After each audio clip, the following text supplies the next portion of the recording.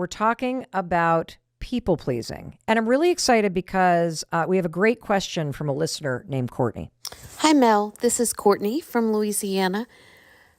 I have a question for you. I have learned through therapy that one of my issues with self-love stemmed from trauma growing up. And through therapy, I've learned to release a lot of that trauma and discovered more self-love, which in turn has made me a different person. I've learned to create boundaries. My question is that I find family members are close friends that have been with me for most of my life. A lot of them don't like the new me with self-love. I think they see the new boundaries sometimes as rejection, as a wall. I've heard family members say, when I, say that won't work for me or things of that nature, that it's rude, unkind, unflexible, difficult. But I'm just wondering if other people have discovered that a lot of times once you kind of enter a world of more self-love and more authenticity, if you feel a sense of rejection from others. Courtney, I absolutely love this question. And in particular, I want to focus in on the word rejection. When you start putting yourself first, do you feel rejection from others? The answer is yes. And I want to now talk a little bit about why and explain a really interesting connection between your brain and the way that your brain processes stress or discomfort and this tendency that we have to please other people instead of making the right decision for ourselves. So, you know how you're in that moment? Let's just use the example of me and this pool table. For years, I knew that I wanted to disassemble the pool table. And I would walk past the room and there it is, like a New York City bus sitting in the middle of a room in a small farmhouse. And I would feel this tension in my body because I knew what I wanted, which was, could I disassemble this and not disappoint my dad? Could I disassemble this and not be the world's worst daughter? How could I do that? And that tension between what I wanted, which was to have that room back, and this pain that I knew it might cause my dad, it created this really awful discomfort inside of me. Like even the idea of making the phone call, I thought about making that phone call to my father for years. And you want to know what kept me from not making that phone call? The discomfort that I felt in my body. People pleasing is not about other people. People pleasing is your inability to tolerate that discomfort. So many of us resort to keeping the peace or staying quiet or not picking up the phone because we're terrified of creating more discomfort in our bodies.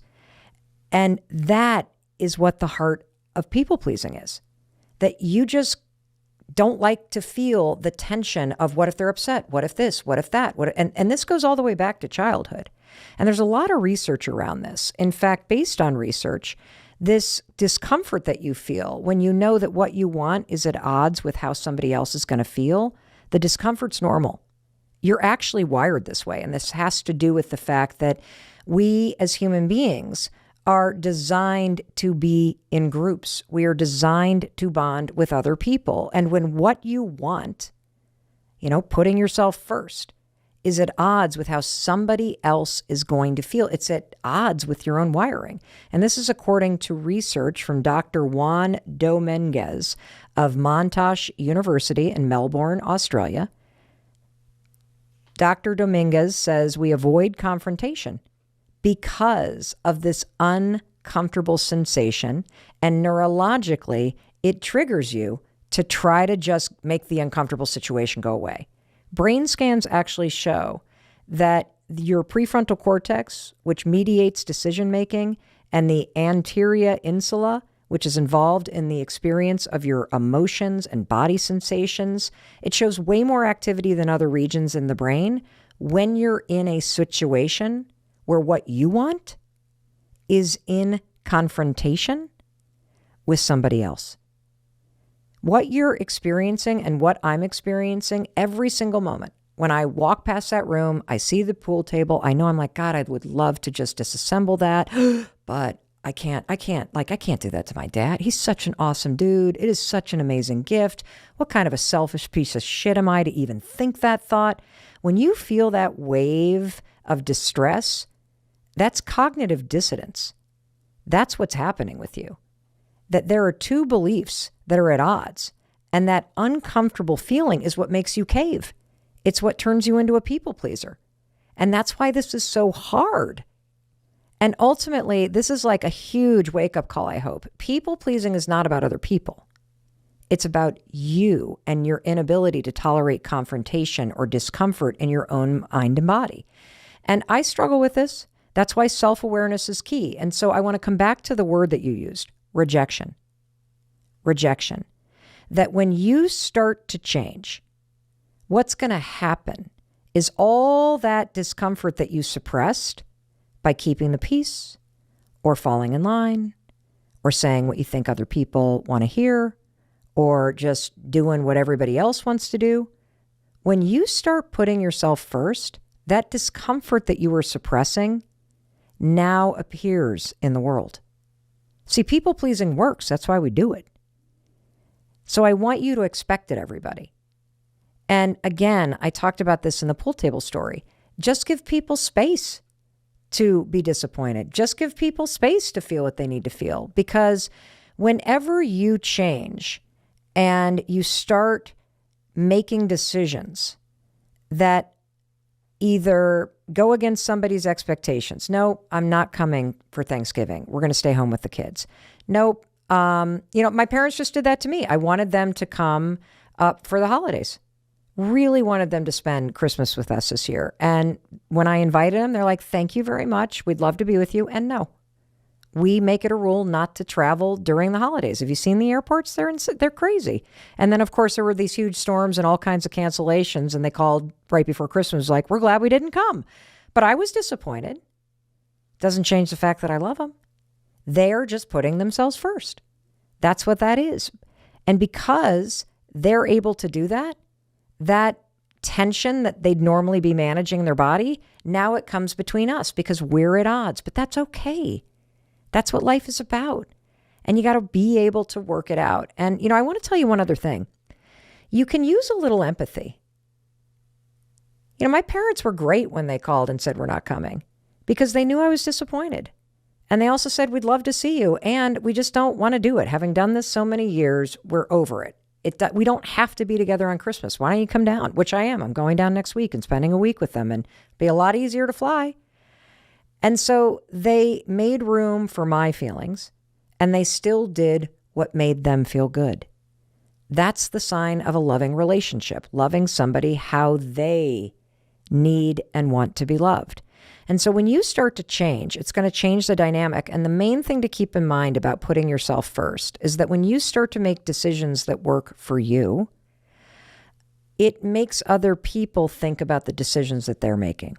So if you start to say, no, I'm not going to meet you at the local diner for pancakes and sausage this morning like we have every year for 10 years because I'm actually eating super healthy and they don't really have anything on the menu, and I'm going to be out going for a training run for this 5K I'm training on running. They're going to be like, what? What do you mean? You want to know why? Because if they're used to you doing a certain thing, it is rejection. I wanted my parents to come for the holidays. And when they said, no, that's not going to work for us. You know what that was? That's rejection because it didn't meet my expectation. But let's go back to the bottom line. I'm allowed to feel that way. And they're allowed to make decisions that they want to make. If we make space for each other, what comes through is the love. That's it. So give them room. Expect them to feel that way. And you now understand the science. Now I want to go to a question from a listener named Anna, because Courtney was talking about rejection and Anna is coming at other people's reactions from a slightly different angle. Hi, Mel. My name's Anna. I just saw your stories and thought I'd send over a question that I've been having. My question is more about, well, I consider myself a very independent person and am definitely very disciplined in what I do. But that leads me to live a life that is very different from most of the people I surround myself with, I guess. So my question is more of how to really hone in on that discipline and keep living the life that you know you should be living, even when others don't understand it or just don't get why you're doing it. Thanks. Anna, I love this question because you are making a mistake that every single one of us makes when we start to live a life that is truly aligned with what we want to be doing. Everybody that you are surrounded with right now has been on the road with you up until this point, but they have no idea what your day-to-day life is like moving forward because they're not living the same kind of life. And here's what I want you to understand. When this happens and you start to make very deliberate changes, whether it's in your health or maybe you've launched a business or you are just tired of kind of a gossipy social climbing circle of friends and now you're seeking deeper meaning in your life, you don't have to ditch those people. They can continue to be in your life and they will be part of the rest of your life. But they're never going to understand what you're going through because they don't live the day-to-day life that you're living. And a major mistake that I see people making is as we're making major changes, we turn to our existing friends and our family for counsel. And they have absolutely no idea what we're going through. So for example, there are very few people on the planet who actually understand what I do for a living. I can count them on one hand. When it comes to speaking on corporate stages, hosting a podcast, creating content for people like Starbucks and LinkedIn and Audible, to being an entrepreneur, to having the social media following, to having a marriage and a family, like very few people that understand the pressure I'm under, the impact that I'm making, the goals, the hopes, the dreams, the frustrations. My husband doesn't understand it. He's not in that world. My kids don't understand it. My friends don't understand it. If I want somebody to truly understand what my life looks like, I got to pick up the phone and call Jay Shetty or Jenna Kutcher or Trent Shelton, like somebody who is doing what I'm doing. And it goes for everything. Like I'm in the middle of menopause. I talked on the last, a couple episodes ago about this breadbasket that I'm feeling on my waist and hormone stuff. I'm not going to go to a 28-year-old fitness freak in my family and ask them for advice about my stomach. They don't understand what I'm going through. And so I'm making this point because when it comes to people pleasing and when it comes to putting yourself first, the way that you continue to create discipline is twofold. You have to get super intentional about seeking out more people in your life, either through mastermind groups or following people on social media or attending like online classes or going to different events. You got to find people who are up to what you're up to because they'll understand. They'll support you. And you have to stop seeking validation from the people that are already around you, because that's not why you're doing this thing. And here's one more thing I want to tell you. Why do you care what they think? You already said you're independent. You already said you're putting yourself first. Why on earth would you seek validation or advice from somebody who you wouldn't trade lives with?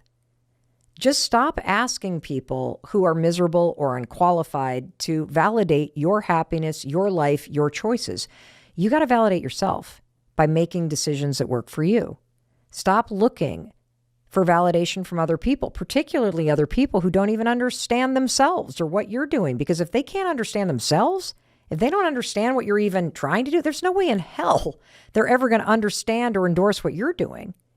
Instead, start looking to people who have made the changes that you want to make, who have the values that you want to make. Not only do they understand what it takes to make this change, but they also have the confidence and the track record and the experience to cheer you on. Well, we've covered a lot of ground, and I think you're starting to realize, wow, this people-pleasing thing isn't really about saying no, it's about self-awareness. It's about my ability to catch those moments where those uncomfortable feelings rise up and to tolerate them. It's about my ability to know that there are going to be times in my life where I'm going to be making decisions that people that I deeply love are going to be disappointed by, and I can make space for both. There are going to be times in my life where I'm pursuing a change in my lifestyle that nobody around me understands, nobody else is pursuing, and I got to stop this default of seeking validation and advice from the people who don't understand what I'm doing. And when you learn how to do that and start making decisions that really empower you in the long run, your life is going to change. It's going to be more meaningful. It's going to be richer, deeper. You're going to feel more agency and control in your life. And I know what you're thinking right now. I know here's what you're thinking. Mel, dear God, do I want this? But if I'm the kind of person that has never, ever, ever put myself first, how the heck do I even know when to do it?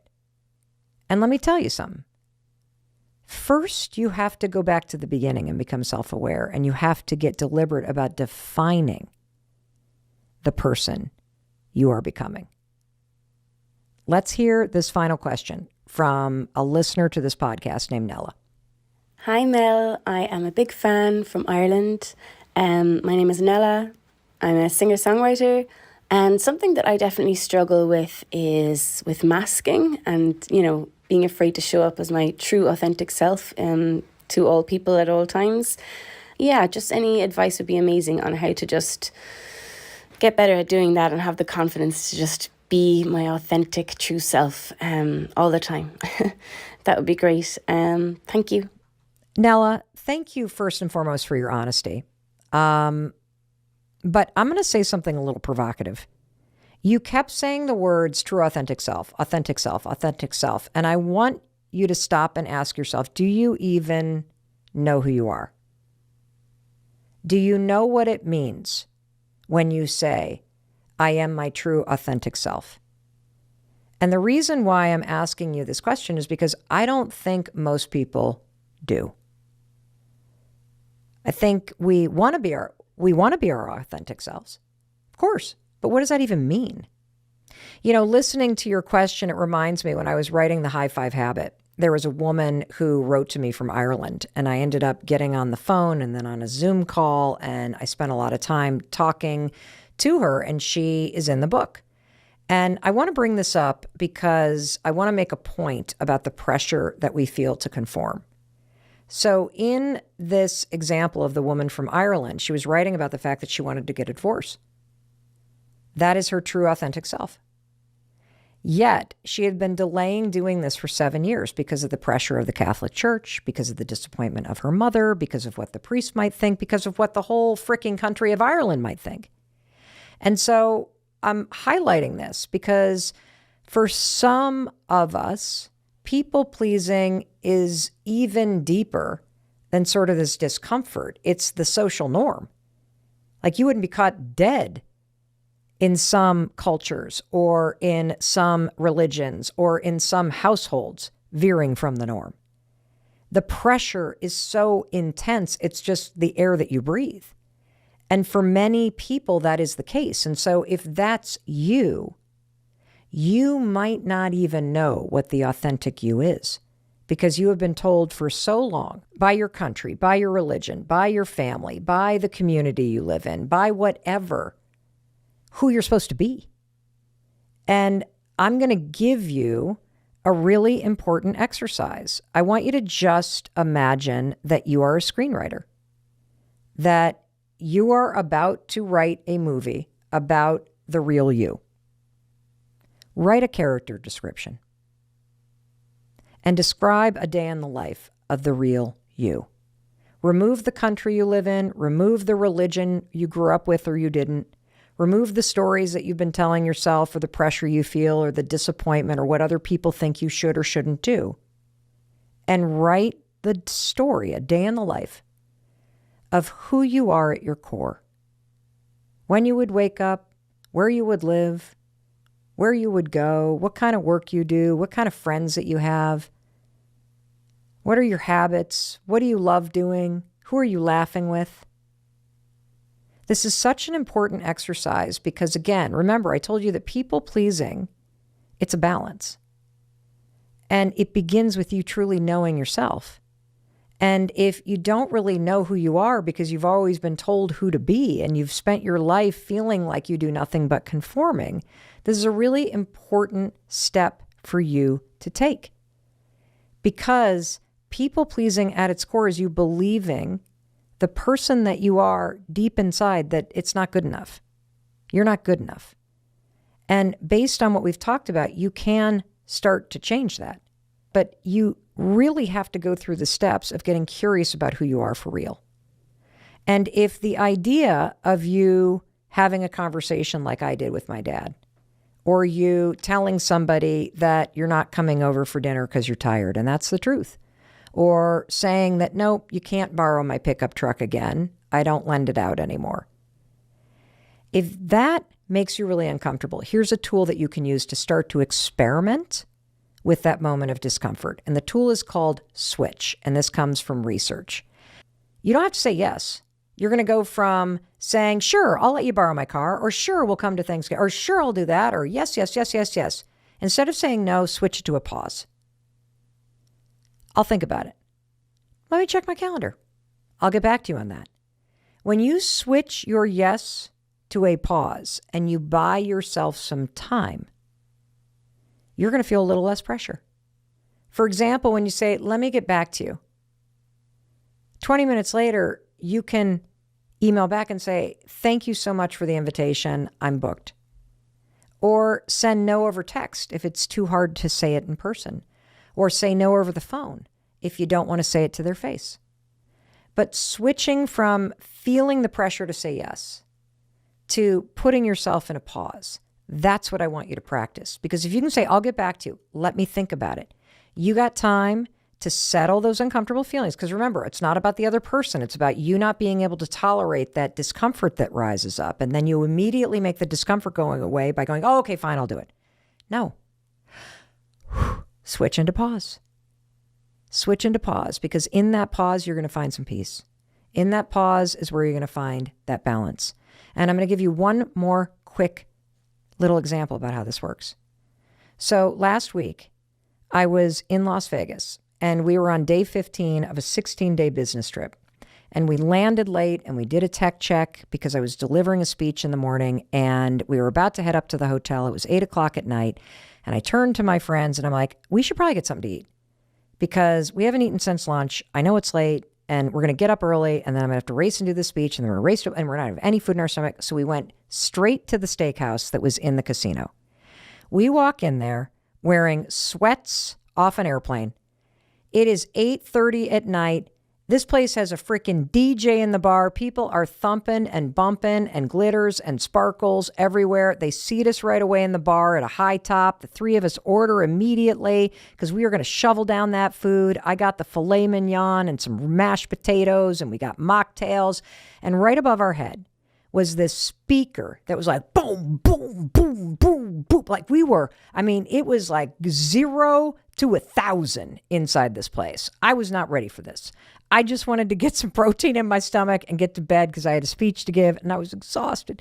So we're eating and we're kind of bopping and talking. And right when the steak comes, I hand her my credit card, signaling, bring me the check right away. I'm part of the Clean Play Club. Like, I am done. I have finished in probably 11 seconds flat. Melinda, who was at the table with us, she is done too. I look over at Amy.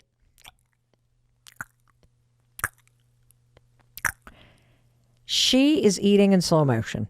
She is enjoying every bite. I think she is engaged in a mindfulness meditation with this steak and salad at this point. And as I assess what is left on her plate, I think, this is going to fucking take her 20 minutes to eat. It is 9:30 at night. I am exhausted. This is the moment I'm talking about, everybody. This is the balance. because the wave of discomfort comes up in my body. I want to leave. I want to go to bed. And I don't want to be a douche.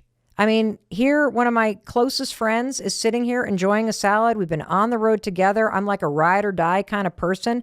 What kind of a jerk leaves their female friend alone at a high top in a bar with a salad that has 85% to go in terms of completion just because they're tired? I do. That's a joke. It's a balancing act. I said to myself, well, what's really going to serve me? And what's really going to serve me, because my number one job is to kill it in that speech tomorrow, is to ask Amy if it would be okay for me to go upstairs and just go to bed. And I felt that discomfort because the old Mel would have been like, I would have just sat there because it would be rude to leave somebody. And oftentimes we don't even ask. We don't even ask. And Amy's sitting right over there. So Amy, I want you to get on the mic because I rode the balancing act. I used the tools and I turned to her because a lot of this is also about the context and it's about how you say it. It's not what you're saying. It's how you say it. And so you don't have to be like, I'm leaving. Out of here, bitches. That's not what I said. I just said, Aim, would it be okay if I head upstairs and go to sleep? I'm exhausted. And Amy, what was your experience of this moment? As I'm clean plating it and you've got probably 20 minutes left. Yeah, I mean, you're a fast eater. So that was number one. And I felt like when you asked me and you said, you mind if I go upstairs? I felt like, thank God, because I would not want her to sit and watch me and my llama eating habits, super slow and just savoring every bite. I wouldn't want that. I wouldn't want that to be the case. I want you to do you, and I want me to enjoy my salad and my steak. So when you noticed that my plate was clean, and so was Melinda's, yeah, and you still had 20 minutes to go, what were you feeling? Well, I'm often in this situation. I felt like I know what's going to happen next. They're going to want to leave, and I'm happy to do that. I felt really happy for you to get what you needed, and I needed to get what I needed. I wanted you to hear that, and this is why. You often don't even ask. And Amy was relieved that I asked because you know what? She doesn't want to sit there and feel pressure. She wanted to enjoy her salad, and that's exactly what she did. Melinda and I went upstairs. She sat there for another 25 minutes, bopping and weaving, alone, having the best salad of her life without her annoying friends sitting there staring at her like she was some kind of a zoo animal. So we all won. Bottom line, people pleasing, it's not about the other people, it's about you. So notice when it comes up. Notice that discomfort. Find the strength to say, no, I'm not going to sit here with this discomfort and do something that doesn't serve me. When you have the ability to recognize this and you have the ability to say, no, I'm not going to just fall into line. No means that you're in charge of your life. No strengthens your self-discipline. No keeps your goals and your happiness front and center. It can make you stronger so that you change patterns and habits that don't serve you. Because when you don't say no, you're saying yes to something else. It is powerful. When you say no, I am not going to do that. I'm going to ride this uncomfortable wave and I'm going to do what works for me. And I'm going to know at the end that you can be disappointed and you're still going to love me, but I'm going to love myself a little bit more. Because every time you say yes to you, you are proving to yourself that you deserve to be happy. You deserve to have support. You deserve to go to bed in Vegas because it's late. And you deserve to have that room back because you need it. And you deserve to do things that really work for you. So starting today, start saying no. Start tolerating the discomfort. Switch your yes to a pause. And put yourself back in charge. Your happiness, your life, it starts with you. Always. Always, always, always. And I know you can do it. And I want you to do it. And you don't have to prove anything to me. You got to prove it to yourself. One of the things that caught my attention is that you describe this thing that we all do where we become a yes person. What does that mean? It is when we almost lose an anchor inside of ourselves and we become a yes to the outside world, we become driftwood in the ocean. Like we're going in whatever direction the wind is blowing us. And really, it's overwhelming because we don't feel grounded. We don't feel centered. We don't know how we're making decisions. We're just going whichever way the world is going. And boy, these days, the world is going in a lot of directions. I literally, when you said you're like a driftwood in the ocean going in whatever direction, I thought about my poor husband in our marriage, that I am such an overwhelming force. And what you're talking about is that you can become a yes to outside forces and not even realize how much you're doing it. And you lose your ability to make decisions or even to know yourself. Absolutely. I mean, the goal in the end is to become a sailboat with a rudder that is influenced by the wind, but charts its own course. And so we don't ever want to go so far away from that we're like anchoring ourselves and unable to move, and we don't care which way the wind is blowing. We want to care about all of that. And we want to make sure that what we feel is that we have some input into the direction in which we're moving. I would never have labeled my husband a people pleaser. But when I think about how he kind of goes through life, or has until recently, he was very focused on making sure everybody else was okay. And he put himself last. And is that the same thing as people pleasing? Or is people pleasing something else? So people pleasing is the moment that you give up what matters to you in order to appease or please somebody else so that you can belong, so that you don't have to confront conflict, so that you can keep that relationship intact. So I think all of these have spectrums, right? What I'd say is, at the end of the day, what you really want is that you're able to take input from the outside world, but when it's time to make a decision, you turn up the voice, the sound of your own heart slightly louder than you can hear the voices of others. I love you. And so that's the end, that's really the end way, because it's a nuance. We live in a world with other people. We care about each other. It matters to us that we belong. And so to be able to say, oh, someone's a people pleaser or they're not, listen, at the beginning of my life, 100%. First 3.5 decades of my life, 110%, the scale was tipped so far on one side. I'm a healer, right? I'm a doctor. I'm a coach.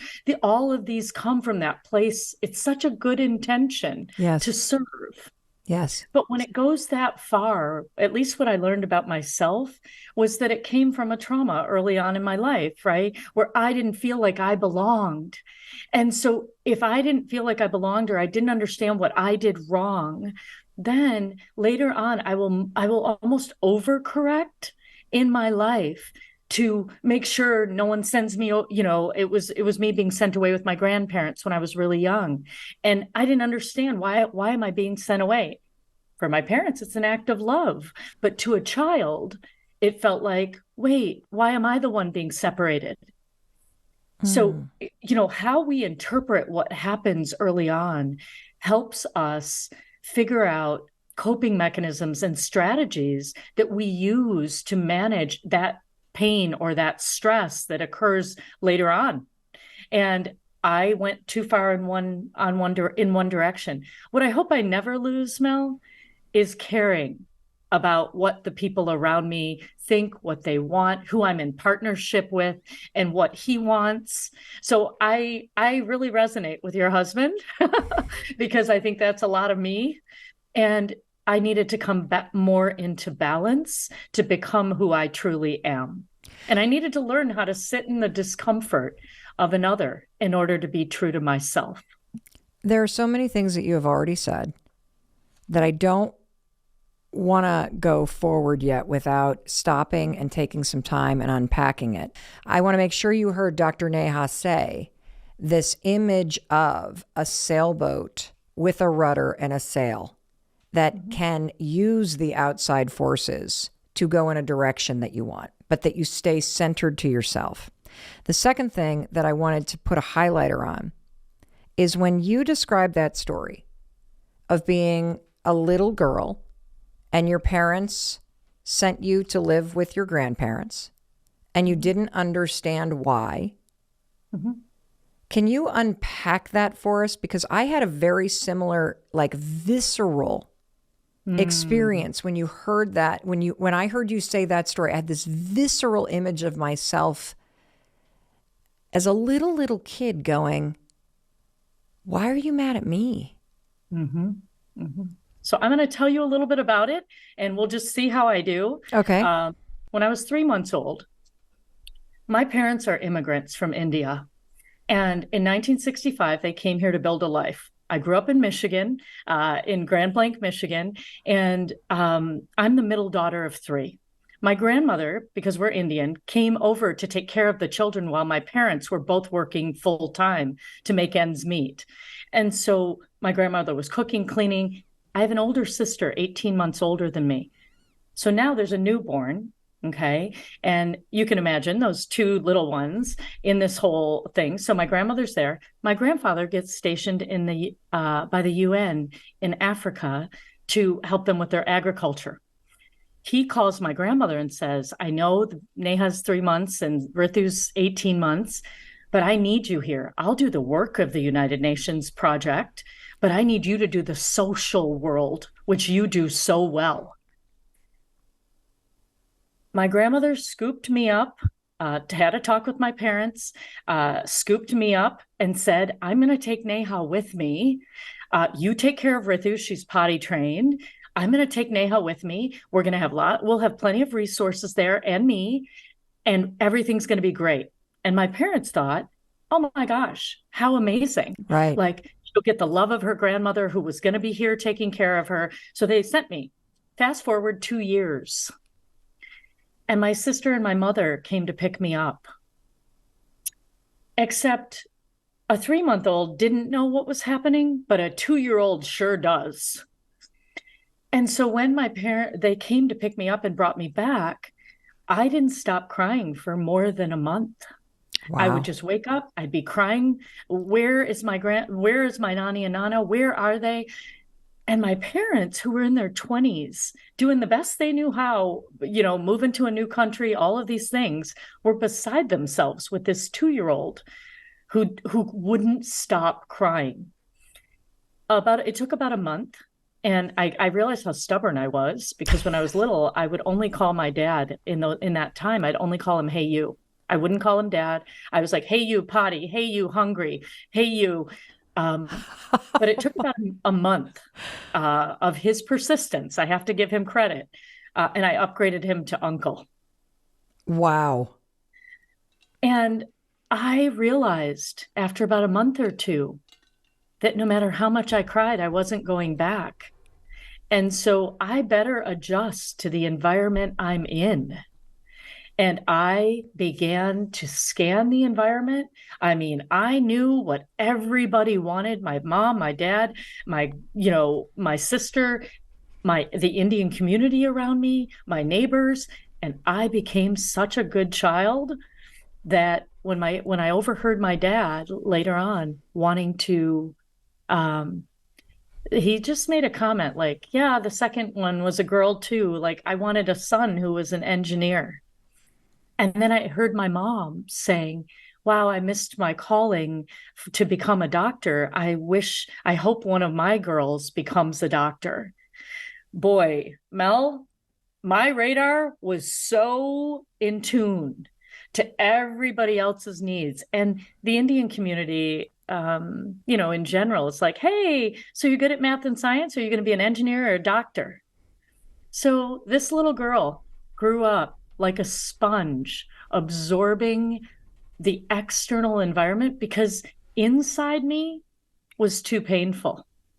So I checked out and disconnected from myself and tuned into the accolades and love that I could get from going outward. However you could get them. So can you describe for us just what happened to you and or what you see in your practice so that anybody listening might be able to locate them in this moment where they felt separate and people pleasing became a coping mechanism? Yeah. I remember being really young, about 7 years old. And, my dad's parents really never taught him about emotions. And so he has a temper that I write about in my book. So my dad's temper, I wanted to figure out why I was getting bullied when I was older. But it was people who were getting really angry and blowing up and telling me to do things. I think it's those moments that really create this experience where we are uncomfortable with other people's discomfort, or we feel as though we've done something wrong and we knee-jerk move into a mode of, how do I make this okay?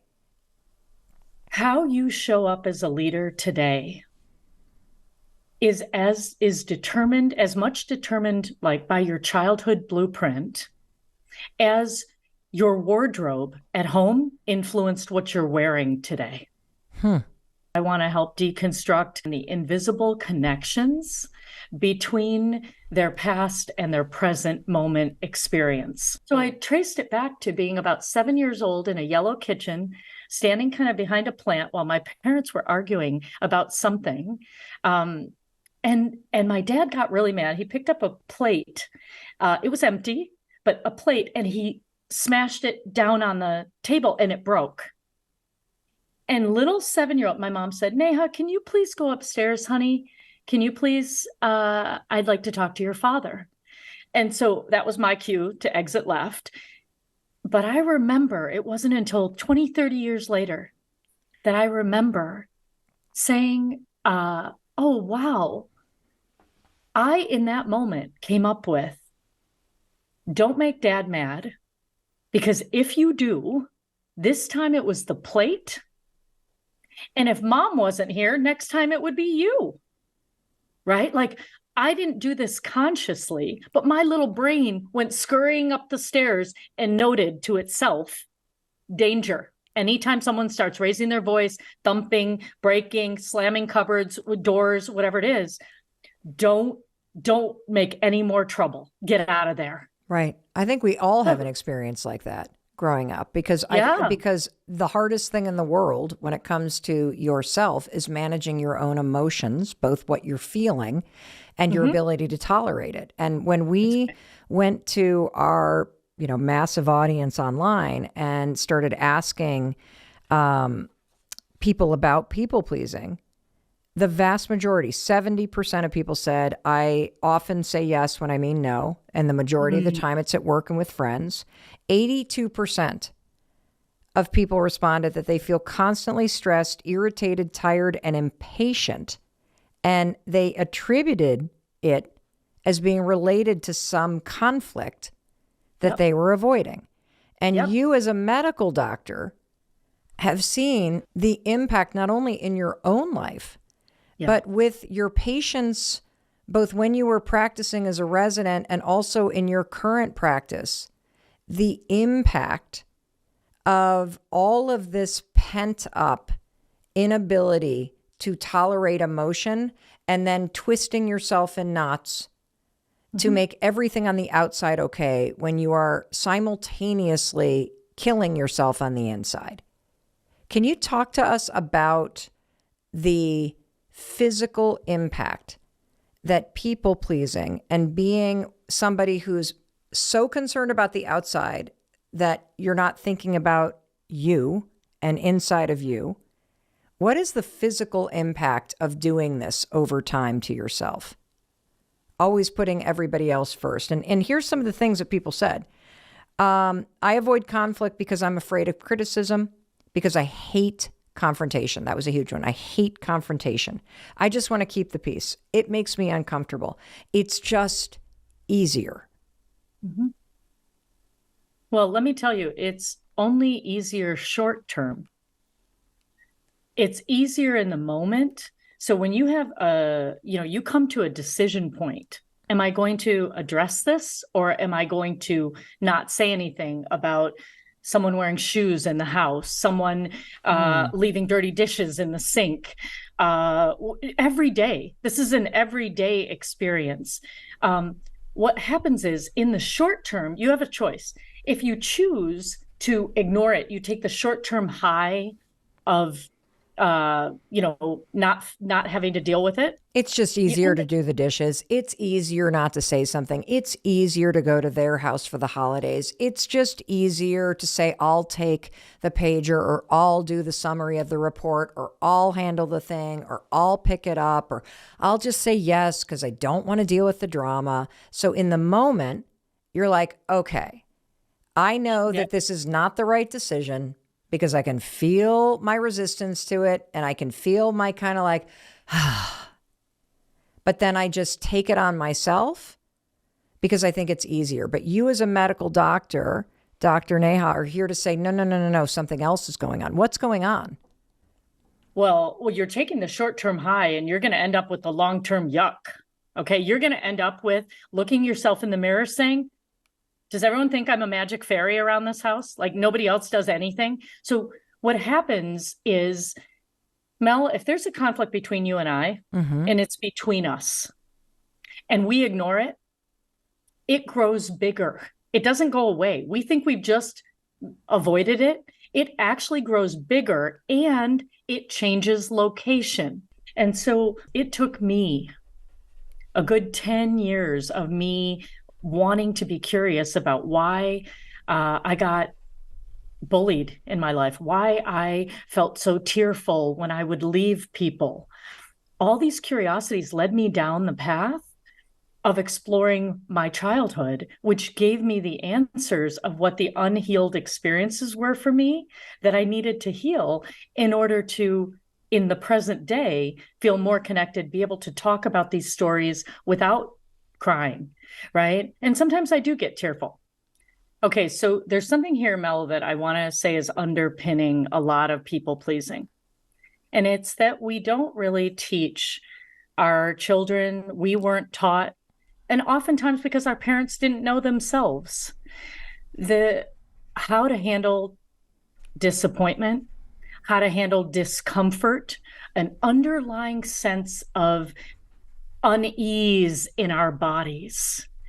And whenever we get physiologically or biologically, we feel uncomfortable, our body starts talking to us, we do anything we need to make that go away.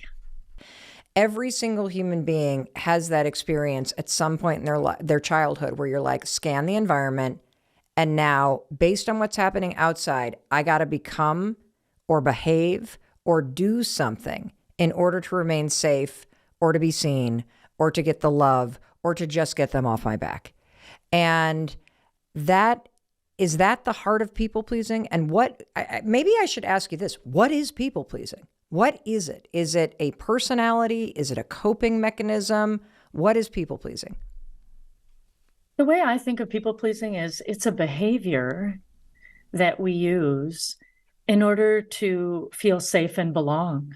I became an engineer and a doctor, and I blamed my parents. Like, oh, my parents made me do this, until a very smart coach once said to me, really, Neha? Who applied to engineering school? Who did all the problem sets? Who took the exams? Who did the 36-hour shifts in residency? I'm pretty sure it was you. So you want to tell me what you wanted more than they wanted? Like, you're the one who did it. And in that moment, I was like, oh, I wanted to be seen. I wanted to be valued. I wanted to be loved. I wanted to be recognized in the Indian community and in the world. I wanted to be of value, and I didn't want anybody to send me away again. So it's a safety thing. It's subconscious. Of course, I didn't know it at the time. But boy, this is the value of going back and understanding the blueprint of your childhood, of understanding the decisions you made to survive and to adapt and to adjust to a world you didn't yet understand. Is everybody on the planet a people pleaser? I think what I would say is I think everybody has had the experience of giving up themselves in order to belong to another.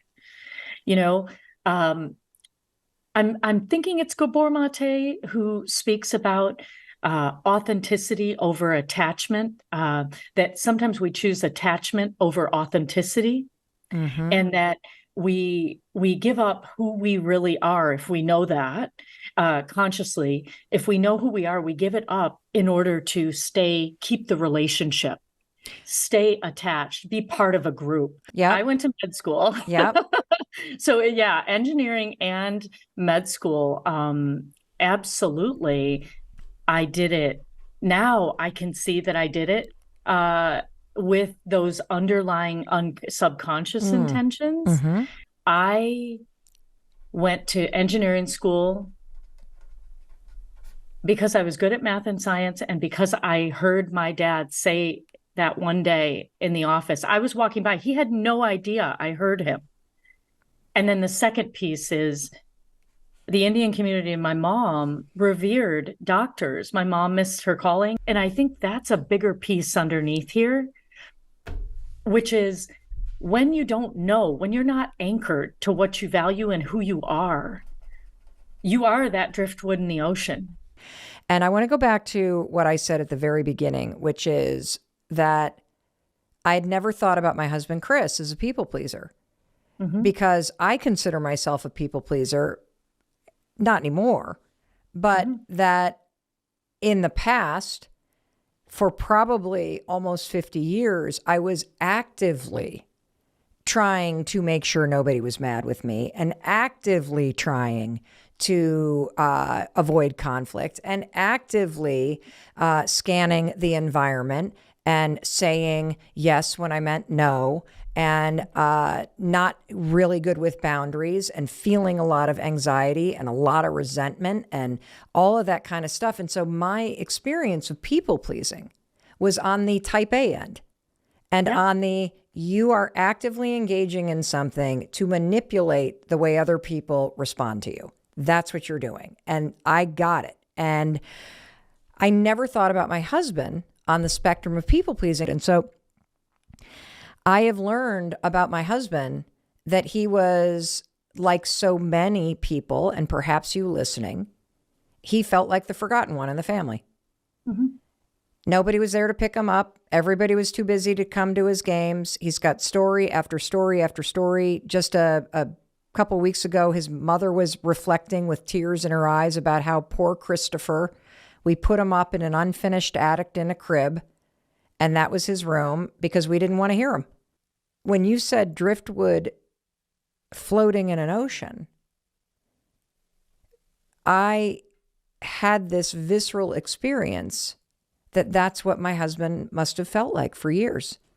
And so disconnected from himself because his experience was it didn't matter what he said. It didn't matter what he did. Nobody was coming. It didn't even matter if he was crying. Correct. Because he was up in the crib in the attic. Correct. The function of your brain is to help you seek pleasure and avoid pain. Very basically. It's like this amazing, incredible tool that helps keep us safe in the world, seek pleasure, avoid pain. And so since we were little, if we were told things like, go in your room and don't come out until you have a smile on your face, right? We're told things that when we're feeling unhappy, disappointed, when we express it, when we say it, it's wrong, it's bad, don't go there, and it's not welcome in this household. We grow up believing that we need to fix it. We need to fix it in ourselves and fix it in the environment, because who knows what's going to happen if we don't. You know, one of the things that you said that really made me go, holy cow, this is me, is that one of the biggest red flags that you can have when you're reaching like that critical stress, you're overextended, you're saying yes to too many things, is when you start to resent the outreach from friends or from your job. Can you unpack that in the context of people pleasing and what that means when you are resenting things you normally wouldn't have? Yeah. Well, listen, resentment is such a big clue. It's a big clue that your boundaries have been trampled all over and you probably never even drew them. So you may never have even told people that boundaries were there. Most people don't. No, and yet you find yourself resentful. And the how I've heard basically a saying, and I'm not pinning where I've heard it from, but it's basically that resentment is like me drinking poison, Right. hoping that you die, right? That's how effective that is. And so the resentment is one of those big clues that you have overextended yourself, that you've said yes when you meant no. You've given people parts of you that you wanted to keep for yourself, whether it was your time, your energy, your expertise, your care, whatever it is. So you want to really ask yourself in those moments, wow, first of all, how does resentment show up in my body? What's the way that I am aware right now? Is my stomach sinking? Do I feel weak in my knees? What is happening? So the first thing you want to do is decipher how you know. I can tell you how it is for me. Yeah. It's a gigantic, like it's a full body, like, fuck. Yeah. This shit again. Like, it's like, what? It's like a full thing that I feel. Yeah. And the other thing that I've come to learn, this is why it was like a huge thing, like, oh my God, you're overextended, is that it is also a sign of a broken process or a broken system that you're in. Something that needs updating, leveling up, some communication pattern that's broken. Like, it's something outdated that needs leveling up. And when I think about it that way, Dr. Neha, I don't make it personal like an attack. I'm able to go, oh, I'm really resentful right now over this, and I'm kind of stupid to be, so something must be broken that needs attention. Yeah. Is that a good way to think about it? Yeah, absolutely. And that's the me, we world. Because, you may have been carrying a boulder uphill. I mean, I am guilty of single-handedly trying to change the healthcare system, trying to make it be different than it is. And so once again, I'd ask you, what is your role in this? You really want to do something amazing to help people. What's your role in it? What's the environment that you're in? But the question becomes, have I voiced this? Have I told anyone? Or do I just vent at home? I love that we have started with this huge spectrum of people pleasing, because not knowing what you want or believing it doesn't matter what you want, or feeling like the only way that you're going to get the love and the safety and being seen and the validation that you deserve is by overachieving. Those are all forms of people pleasing, because to your point, you are so focused on what's outside that you're not anchored to what's on the inside. So, Dr. Neha, how did you come to realize that all of this was going down? And you have a story at the age of 31 and practicing as a physician. Can you share that with us and how you connected the dots between illness, stress, overwhelm, anxiety, depression, and people pleasing? Yes. So my regular life at work was busy, 18 patients in the hospital, 5 days on, 5 days off, takes me 3 of the 5 days to recover. I'm in this whole cycle.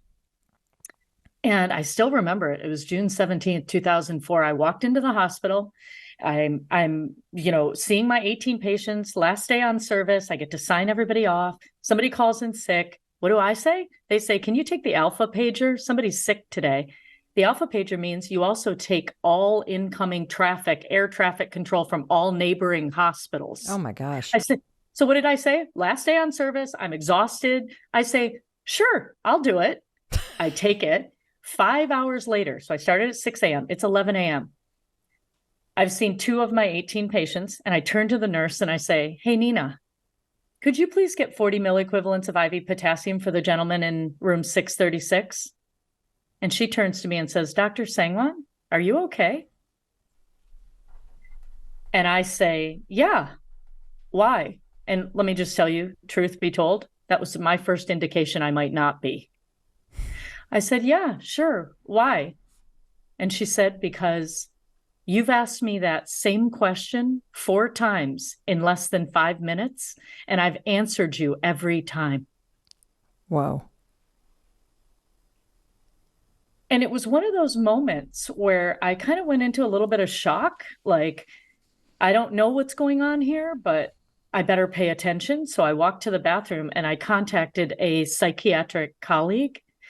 And I just said, hey, Roger, when can I do I just want to consult you. Something weird just happened. And he said, sure, stop by today at 5 o'clock. It was 11 in the morning.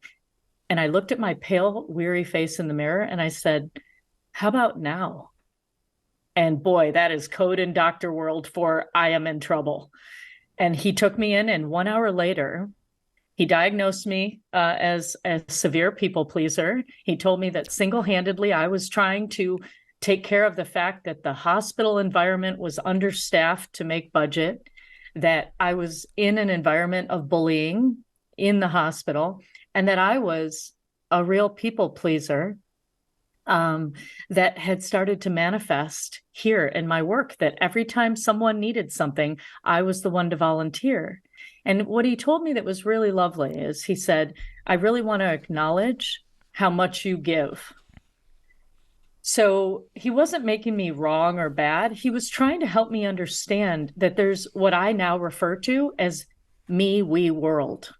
What is that? That it's like so I'm an engineer, so I like to get to the root cause of problems, not just band-aid them. And in our world, I think a lot of times people get overwhelmed because they think about me now, or they zoom way out and they think about world and I can't do anything, right? And when I think about problems and how I solve them, or how do I get to the root of them, I realize that oftentimes it has something to do with me. It has something to do with we. It has something to do with world. So the environment of the hospital in general being understaffed contributed to my needing to take the pager, needing to do more with less all the time, even if there's no resources. So what I do, even in conflict, like if I'm any conflict, you can do it anywhere in your life. If you want to think about it as, what's my part in this? What's someone else's part in this? What's the environment? What's the role of the environment and the situation that we were in? So I call it me, we world, because it reminds me that I need to expand my perspective to understand what's happening. That is incredibly helpful. I also love that another medical doctor diagnosed you with people pleasing. He did. And yeah. And I love this framework. And I also love the fact that once he connected the dots, medically speaking, between this coping mechanism of people pleasing and taking on everything around you as a way to feel loved and needed and all this stuff. And I know tons of our listeners will resonate with this, regardless of whether you work or not. That you just take it all on. You're the one in the family taking care of mom and dad. You're the one that's always doing this. You're the one that's a volunteer at the school. You're the one that's always saying yes. You're the one that's organizing everything. That this kind of stopping and going, okay, what's my part in this? What is my role to play in this? What is the role of the environment in this? Can you explain this in the context of you've got aging parents and siblings, and one person feels like it's all on them? You bet. So if I am let's say a child, my parents are aging, and I'm the one being like, why do I have to do everything? Well, I need to take a moment to say, when mom and dad aren't doing well, what's my first reaction? Is it I'll pay for it, I'll be there, I'll go over. And let's say a sibling says, well, I can go over in an hour. And I say, well, that is not good enough. I need to go over this minute. Sometimes it's true that things are urgent and I need to go over this minute. But if my answer every time is, no, I need to take care of it right now because I need to be the good girl, because I need to be the good daughter, because I want to get an A, right? Whatever it is, I need to pay attention to my part in it now. And so if your adrenaline starts running every single time, you want to just say, oh, what's my sense of urgency here? Then why does my sister or brother always think it can be done tomorrow or next week? Pay attention to what's going on for them. Pay attention to the larger dynamics of your family. What role have you been playing for a very long time in your family? Who played what role, right? And how does it show up with your parents? And there's a bigger, ecosystem. So it goes me, we, world. Gotcha. But the first part, which I'm really starting to get, is that when you ask yourself, what's my role in this?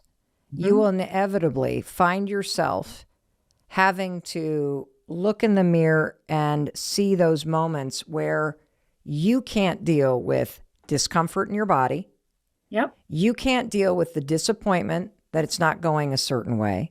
Yep. Or that there's some uneasiness that you feel.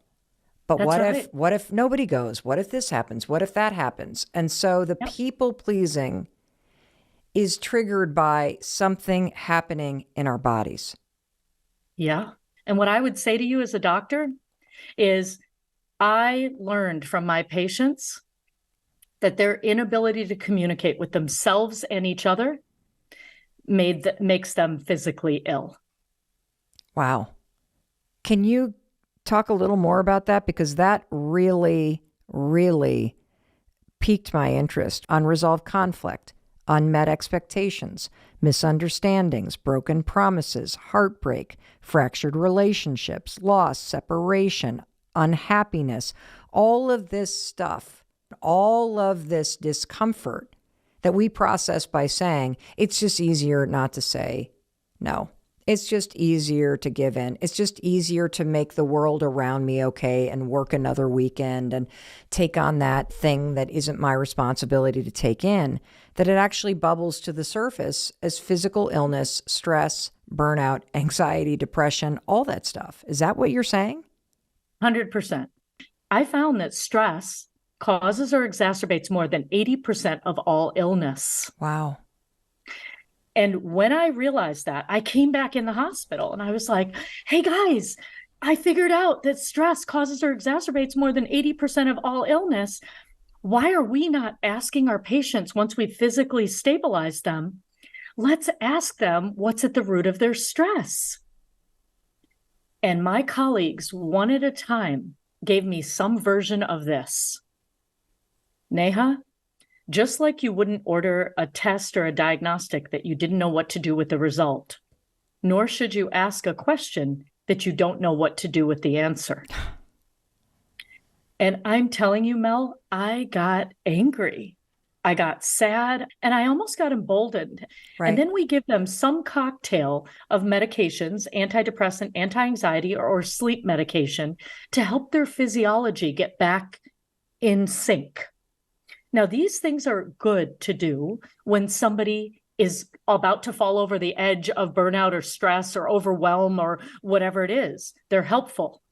But as a long-term strategy, 1 month later, we send them back in the ring for round 2 with no new awarenesses of how they got there or tools to fix it. But I want to make sure the person listening really gets the takeaway, which is the root cause of 80% of the diseases and the health issues that people have can be traced back to the stress in their life.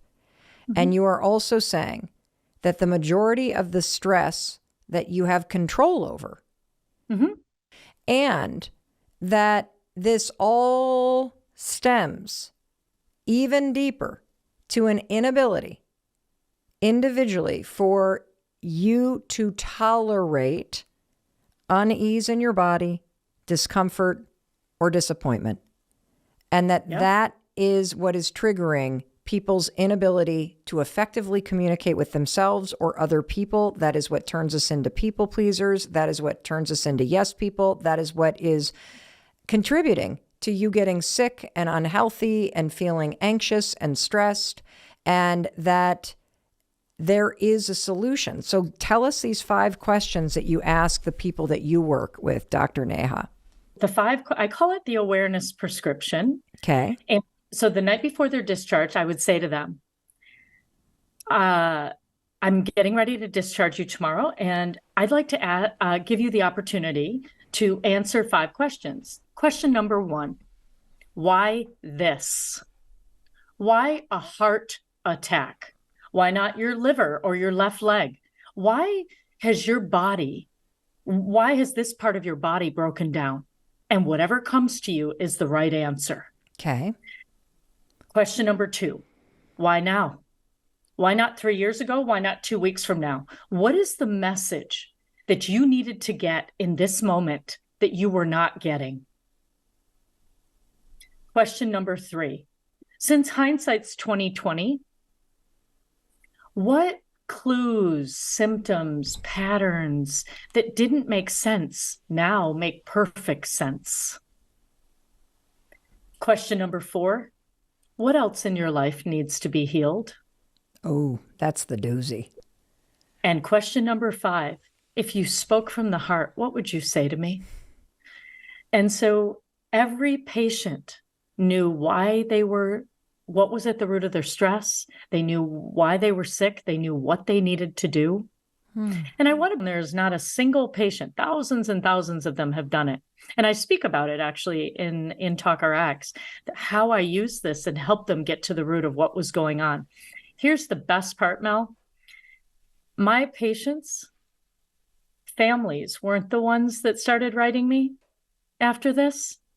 The patients themselves would show up in the hospital cafeteria, would write me letters themselves and say things like, hey, doc, you remember that lifelong migraine medication I was on? I only need half the dose. Hey, doc, it's the first time in 5 years I've slept through the night without back pain. Hey, doc, I only need, a third of my anxiety medication now. I think I'm making progress. And they had started to do their own work. What they wanted was that sacred exchange that we have an opportunity to have with one another, where I was willing to slow down and ask them the real questions, and they were willing and open to answer. You know what this reminds me of is this year, I read about it in the Harvard Medical School Journal. I don't know what the thing is called, where there was a meta-analysis done of, I've got it right here, that encompassed it encompassed 97 meta-reviews of more than 1,000 randomized controlled trials involving over 125,000 participants, where they concluded that exercise is 1.5 times more effective for most people in treating depression and anxiety than medication and therapy. And in listening to you, you not only have managed to expand this people-pleasing or kind of abandoning of self or being a yes person to include all of us on some level, you have also made a very compelling case that the root cause of the things that are causing you to feel anxious or feel overwhelmed or feel disconnected or feel burnt out or sad is your inability to effectively communicate with yourself and with somebody else. And by effectively communicating with yourself, I'm assuming what you mean is coming back into your own body and finding that anchor inside yourself, so that if you've been adrift and life just pushes you around and you go with the flow and you find yourself just trying to take care of everything, that you now have an anchor to come back to. How do we do that? Like, can you teach us? When you are somebody, and this happens for women in particular, that constantly are saying, I can do that, I can do that, I can do that, I can do that. How do you manage your own people pleasing at work? So in a work setting, know that if there's some gray zone that's happening, now it's about drawing healthy boundaries. So you're my boss. You've asked me to work the weekend or do something. So I would say to you, hey, Mel, so it sounds like you want me to work the weekend. I'm going to need to figure out if I can get childcare and see if this can work for me.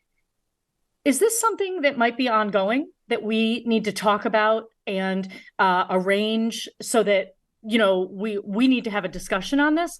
I wasn't aware of this as part of what we were going to be doing.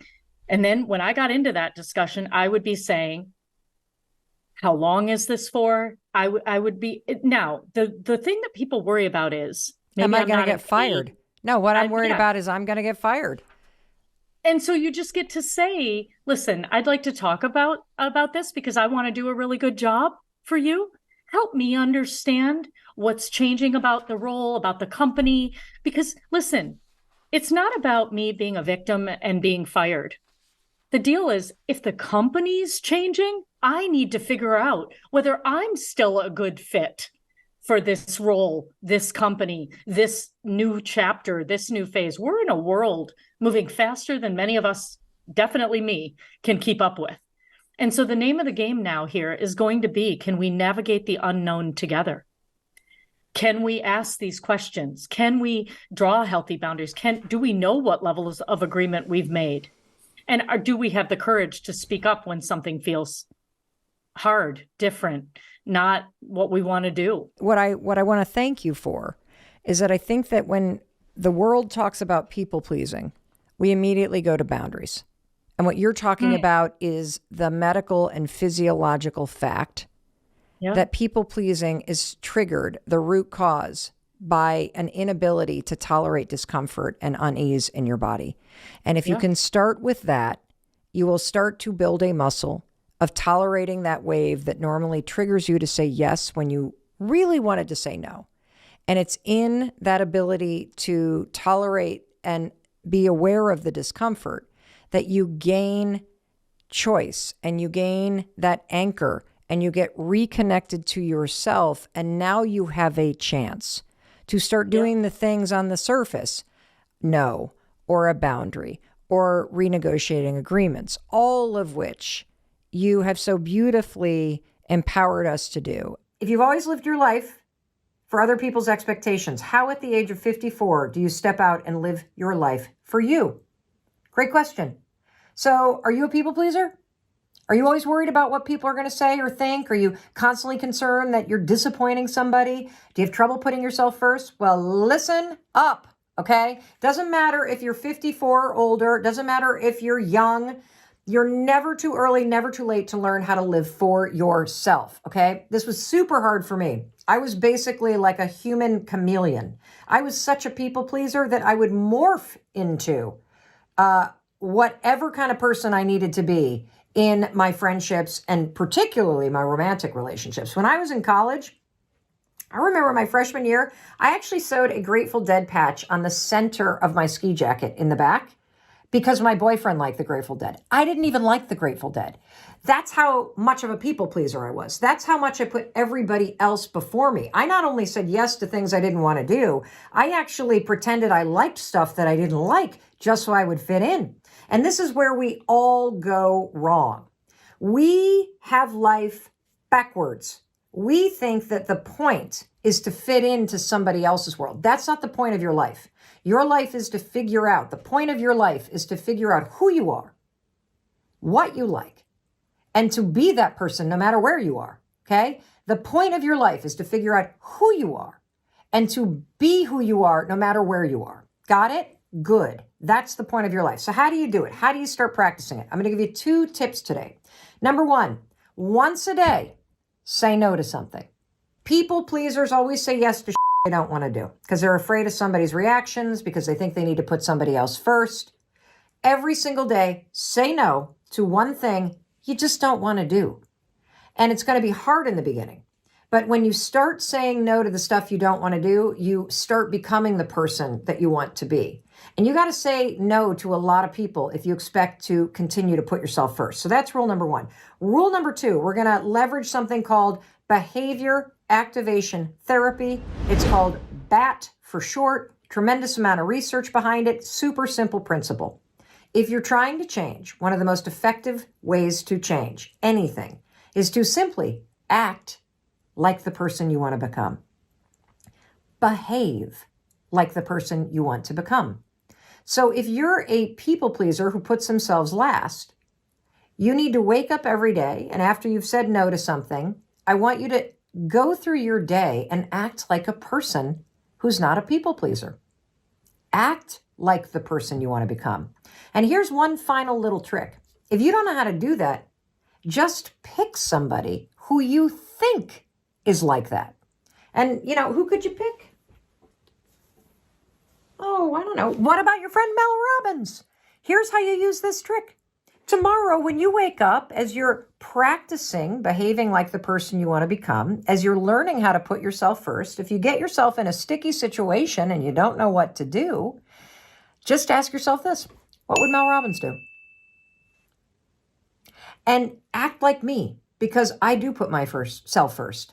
Act like me, because I have been working hard to break the people-pleasing habit for decades. Act like me, because that'll get you out of the thinking emotional mind, and it will push you to do something different than what you normally do. Let me know how that goes. You're never too old, never too young to put yourself first. And remember, the whole purpose of your life is to figure out who you are and to be who you are, no matter where you are. There's another story in your book that really resonated with me. And I know in the book you talk about it as being a hard story. I'm not a parent, but your story about your son Oakley and the blue hair, I really resonated with Oakley's perspective, because when I was a kid, I was obsessed with Wonder Woman. I mean, I would spin around in that living room just waiting for the transformation, and I begged for Wonder Woman boots. Yeah. My parents purchased me the Wonder Woman boots, and I have this conscious memory of opening them, but then they told me I wasn't allowed to wear them out of the house. And I remember jumping around wearing them, and I'm an adult now. I know what my parents were doing. They were protecting me, and it was delicate, but I have a very clear memory of, oh, this thing that brings me joy is not for the outside world. And so I sat with your story about Oakley. If you want to share it, I would love for you to do it, because it really touched my heart. Sure. So it is a very similar story, because what you're talking about is that you got the message at a very young age that in order to be loved or liked or be safe, you must comply with what other people want you to do. That it's not okay to be fully you. And we all get that message in some way, but some people get it kind of pounded at them. And it sounds like that happened to you. And that was a very, very big message in your life, that if you want to be liked, you better do what I say. If you want to be loved, you better do as I tell you. It's not okay to be you. It's not safe to be you. And that's what also reinforces this need to pull back and hide. Right. And so our son is a huge fan of the video gamer Ninja. And so when he was in, 6th and 7th grade, we started bleaching his hair and then dyeing his hair. It's this whole process. I mean, who knew that you can't just put red dye in your hair? You got to first bleach it to white, then you can put in the red or the blue. And, the backstory on our son is he had bounced from one school to another because we didn't figure out he was severely dyslexic until the 4th grade. And so he went from the public school to a school for kids with dyslexia. And after 3 years at the school for kids with dyslexia, we're like, oh my God, this school's ending. And then he's about to go to this other tiny little independent school now, where they could not only have him take regular classes, but give him the support to blah, blah, blah, blah, blah. So we're now in the 3rd school. He's about to enter this school. He has to repeat 7th grade, which is already like a in the face. Right. And as we are getting close to starting the school, I'm getting nervous because I'm realizing I'm about to send my son, who is this amazing dyslexic video game theater kid with blue hair, into a brand new middle school. Mm. And I start to panic that these kids are going to eat him alive. And so I let my fear, just like your parents did, dictate how I treated him. And I Right. started to say, hey, buddy, you want to cut your hair before school? And he's like, why would I cut my hair? Hey, buddy, you want to cut those red tips out before you start school? Hey, buddy, you need a new haircut before we start school? I was clearly giving him the message, your hair's not okay. Your hair's not okay. And then his sisters piled on. And his sisters were like, yo, dude, it's not like you're a star lacrosse player. You sure you want to go rolling in there with blue hair? Yeah, it's a bold move. Yeah, it's pretty bold. Yeah. Pretty bold. You sure you want to be the new kid with blue hair? Is that really what you want? And again, we all loved his hair. Of course. Just like I'm sure your parents loved the boots. That's and when loved I seeing you can, twirl. even when you talk about it now, I can feel your love. I feel the protection. I so see both sides of the coin. Totally. And so about a week before school started, Oakley came to me, and I think the way he said it is telling. He said, you know, Mom, we can cut my hair. We can cut my hair. And so we took him, he got a haircut, he started his new school. And, you know, what I realized upon reflecting on that story, and I don't like that story because what I realize when I really unpack it is what you're really communicating to somebody when you're pressuring them to change or to withhold parts of themselves, is what you're really communicating is, I'm only going to love the version of you that I like. You're also communicating that there's something about you that's not okay. You're also communicating something that's really important. That's a major mistake that parents make. And I certainly made it, which is this. You can't handle it if somebody else doesn't like you. I get that one. And the other piece that you're communicating loud and clear is it is better to fit in and be liked by other people than to be yourself. And, you know, I know what my intent was, but I can also see that the impact of what I did sent a very loud message that I think we all receive in some way that makes us scared to be ourselves or makes us believe that other people liking us is the answer to feeling good about ourselves, when in fact it's the opposite. It's only when you can look at yourself in the mirror and like the person that you see that you realize that people pleasing was never about other people. It was about your own insecurity. And if you can like yourself, it doesn't matter if other people like you or not, because while it might hurt to not be invited to the party, it might not feel great if you're not included in a lot of things because people don't like you. It doesn't make you like yourself less because you know that you like you. I'm so glad you put that story in the book because I know it's vulnerable. I know you said like this is a big story for me. And even beforehand, you know, it doesn't even faze me. Let me tell you why. You've integrated it now? No, my brand of personal development requires me to fall into a hole or to dig one.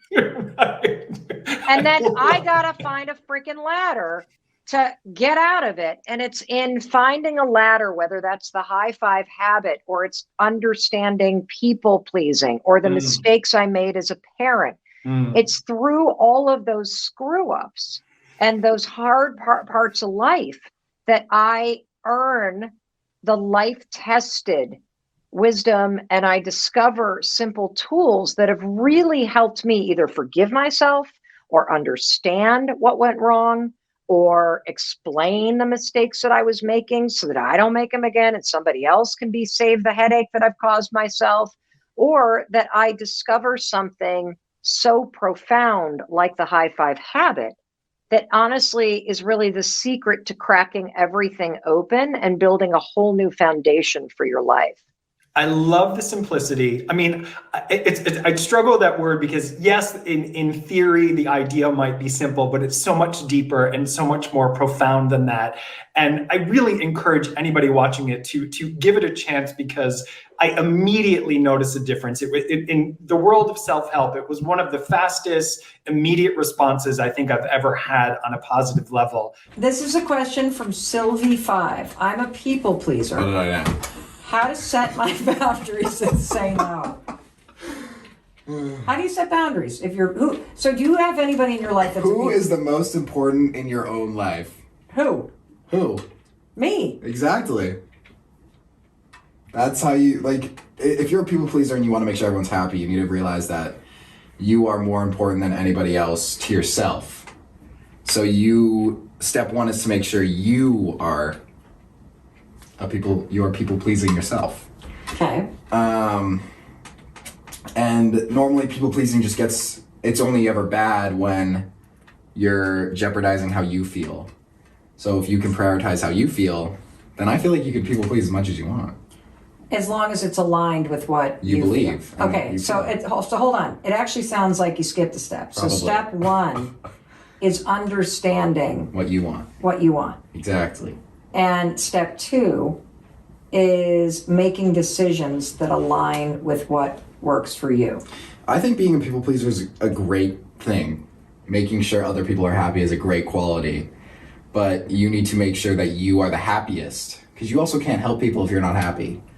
So if you want to be a people pleaser, you got to make sure that you are following what you believe and you're doing what makes you feel comfortable, but you're still doing things that make people happy. You know, I got a story about this. Can I tell you a quick story? Tell them. I'm telling you. Ooh, cool. So this just happened to me this weekend. Yes. A friend of ours' father. Oh, yes. Who was very sick and has been for a long time, died. And they were holding a memorial service 2.5 hours from here on Saturday. And normally I am the kind of person that always shows up because I think it is important to show up in life. Definitely. And Dad was all set to go.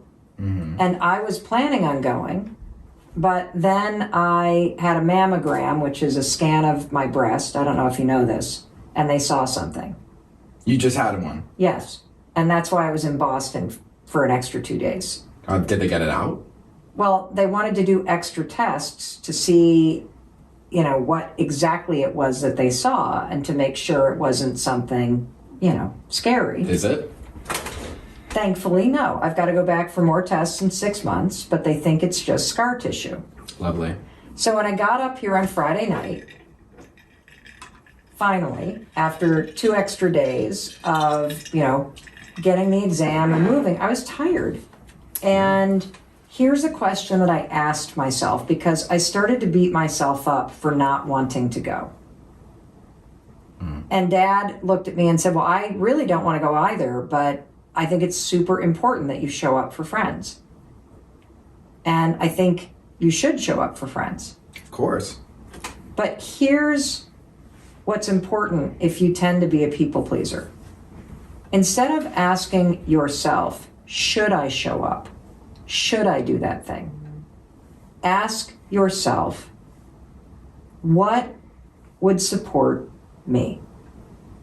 What decision would support me right now?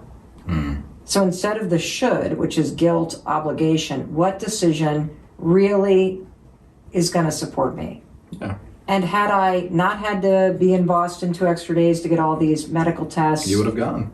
Oh. 100%. It would have supported me to be there for my friends. Of course. And so that's one trick that you can use as a people pleaser to stop yourself from pressuring yourself with guilt and a sense of obligation. And just say, well, what would support me in this instance? And there are going to be times that what supports your friend aligns with the answer to that question for yourself.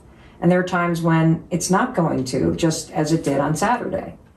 And so I didn't go. Mm-hmm. I stayed here. I got a bunch of stuff done that I needed to get done. I got to spend time with you and Kendall, who was visiting from LA, and Dad went down to the service and was there on behalf of both of us. And I sent the couple a beautiful note, and that's that.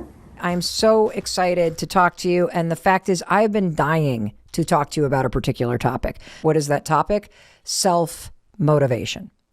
And the thing about self-motivation is that it's something we all want, but it's something that we don't really understand. I mean, I'm sure that you may be thinking about things that you want to improve or change in your life. It's the time of year where everybody's doing it. It's the time of year where businesses are planning big changes. People are thinking about what they want in the next year. And so no matter when you're listening to this, I know that the story I'm about to tell you and the things I'm about to teach you about self-motivation are really going to help you.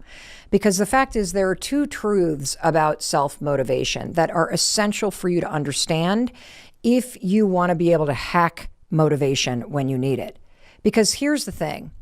You know, when you're busy making plans or setting goals or deciding kind of what you want to go do, you feel really motivated, don't you? But have you ever noticed that life has this funny way of taking the wind right out of the sails? As soon as you really need the motivation, it's like, boom, no wind, you're not going anywhere. And I have a personal story to tell you because this is exactly what's happening in my life right now. I got home a couple days ago. We were down in Boston taping a bunch of episodes down in our brand new studios. It's super cool. Right now, I am up above our garage in our little studio in southern Vermont. And when I got home a couple days ago, our son Oakley was about to hear back from his top choice for college. He, like so many kids, applied early decision, which means if the college accepts him, he is going to agree to go. It's like a binding contract. And this particular school that he had applied to was going to let all the kids who had applied early decision know by announcing the decision in an online portal at 8 o'clock in the morning on a Saturday. So it's Friday night. I get home from a week in Boston. Chris is home. We have a dinner with Oakley. He's so nervous. We're nervous. We're excited. And Chris and I set our alarm. Oakley sets his alarm. You know, we say good night, excited for the morning. And for the first time since I can remember, honestly, Oakley was awake and downstairs before Chris and I were because he couldn't sleep.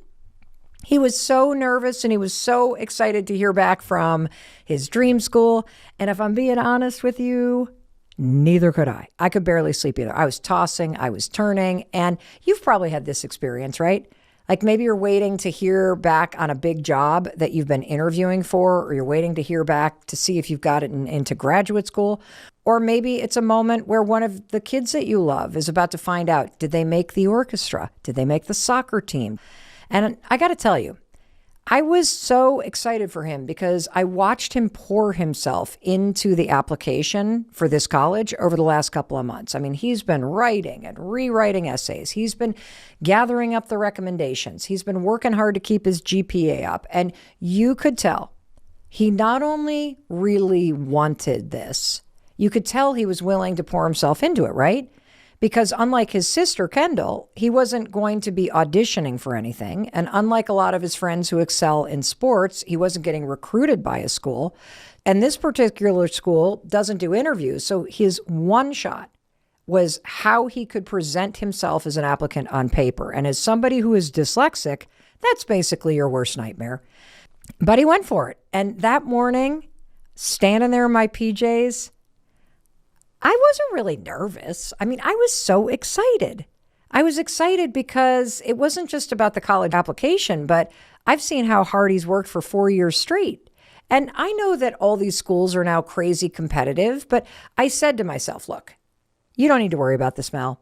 He's put in the work. He's in the zone of what the school is looking for. And, you know, when you see him on paper, he did a good job. He's got a 6 GPA. He's the captain of 2 varsity sports, senior mentor, won these awards, blah, bitty, blah, bitty, blah, bitty, blah. If you've heard him on the podcast, he's a great kid and has awesome emotional intelligence. So here we are. His stomach is in knots. I'm really excited. We're gathered around the kitchen island. Chris places his hand on Oakley's back as he cracks open the laptop, logs into the portal, and then it's silent for about 10 seconds. And Oakley pushes back from the island and goes, ugh, it's a no. I didn't make it. We sat there in silence. I don't know how much time went by. I honestly thought it was going to go a different way. I thought he was going to thread the needle on this one. And then Oakley said, they didn't even defer me. I mean, I was like flat out rejected. The only thing that I could say was, that sucks, buddy. And I'm really proud of the fact that you went for it. I'm really proud of how much work you put into it. And he kind of hung his head down low. And I said, well, tell me what you need me to do to support you today. Do you want me to make you your favorite bolognese sauce for dinner? Do you need us to just leave you alone? And he said, sure. Bolognese sounds great. And then he said, I just need some time. And he kind of shrugged off the hugs we tried to give him. And he went right back up to his room and shut the door.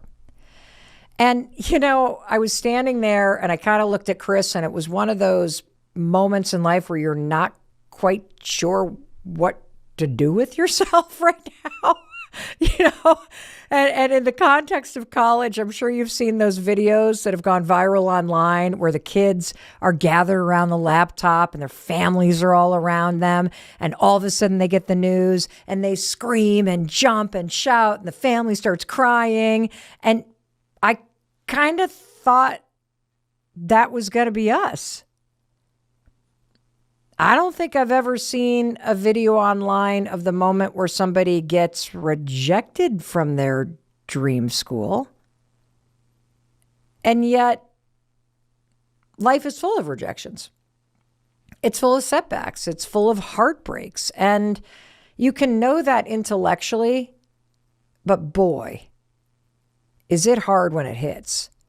And it's hard when it hits you, and it's also hard when it hits somebody that you love. Thankfully, I am smart enough at this point in my life that I knew that that was not a moment to kind of crank up the motivational pep talk, right? Because that's the last thing that you want to hear when your dream school says, nope, you're not good enough for us.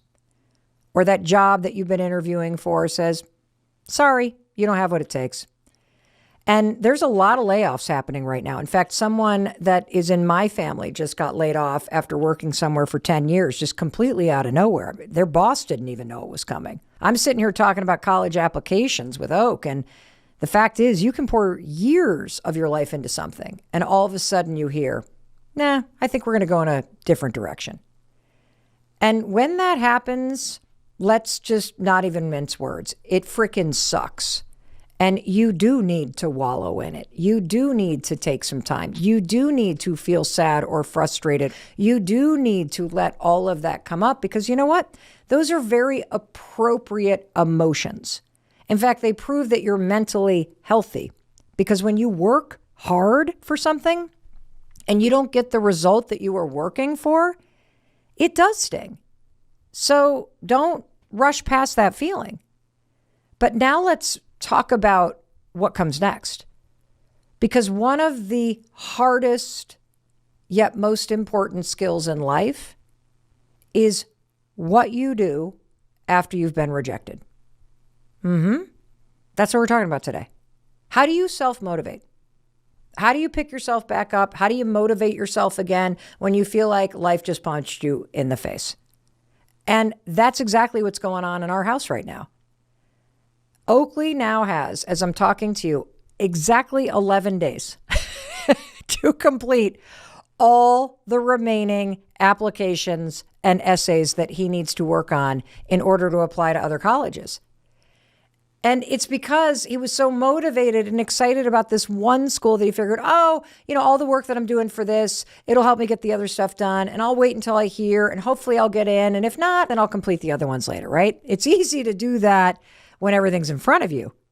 But now here we are, 11 days to complete all this. And not only do you have to complete all this, but you have to do it in the wake of feeling like you're not good enough for the place you wanted to be. So let me ask you a question. On a scale of 0 to 100, how motivated do you think he feels right now? If you guess 0, you would be correct. He is the opposite of motivated. he is demoralized. He feels like he's not a smart kid. And, if I can't get it, why even bother? And he's not the only one, because when you have a moment where you feel like nothing's working out, that is the kind of emotion of it, right? And for example, if you happen to be single right now and everyone around you, oh my God, everybody's getting engaged, everybody's getting married, and here you are, you're having to put yourself back out there again after a breakup yet again. When is this ever going to be your turn? Or if you've ever had an issue getting pregnant, doesn't it seem like everybody around you is getting pregnant with ease? This is exactly the feeling. If you're in the financial industry and you've got to pass a huge exam for work, no matter how hard you study, if you don't pass it the first time, now you're going to be panic stricken and you're going to feel demoralized, which makes it so hard to get motivated. I'll give you another example. You started selling real estate, which seemed like a great idea, right? You were super motivated in the beginning. But now it's been a year. And no matter how many networking meetings you have gone to, you can't get your own listing. And every time you look around, a new house is on the market and they're listed by somebody else. And why is it that you can't get this? And then you don't feel that motivated. Why is this so easy for everybody else? And doesn't it feel like you're the only one who feels that way? But you're not. And you can do something about it. And if you're in the position that I'm in right now, which is I'm the mom watching this go down with somebody that I love, and intellectually, I'm sitting here saying all the stuff I say to you all the time on this podcast. This is happening for a reason.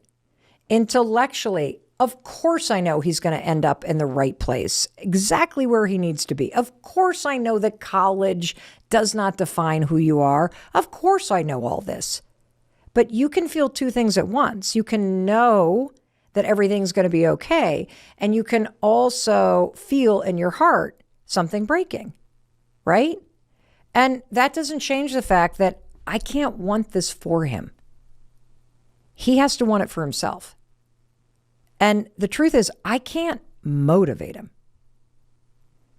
And we're going to get into why I can't motivate him. Do you know what I would give right now to have motivation on tap? Wouldn't it be so cool that instead of going to a bar for a pint of beer, if you could walk into a bar for motivation and just grab that handle and pour a pint full of liquid motivation and boom, all of this emotion is gone. All of a sudden you're super excited. That would be so amazing. And I want to stay on this example for just a minute of what I'm going through, because I think everybody can relate to the dynamic here, whether you're the one that's been rejected or you're the one that's concerned about somebody who is.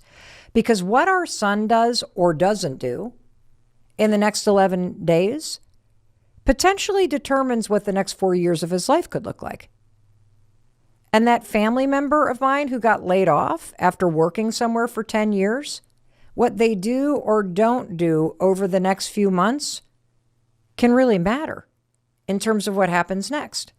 Hey, it's Mel. Thank you so much for being here. If you enjoyed that video, by God, please subscribe, because I don't want you to miss a thing. Thank you so much for being here. We've got so much amazing stuff coming. Thank you so much for sending this stuff to your friends and your family. I love you. We create these videos for you. So make sure you subscribe. Mwah.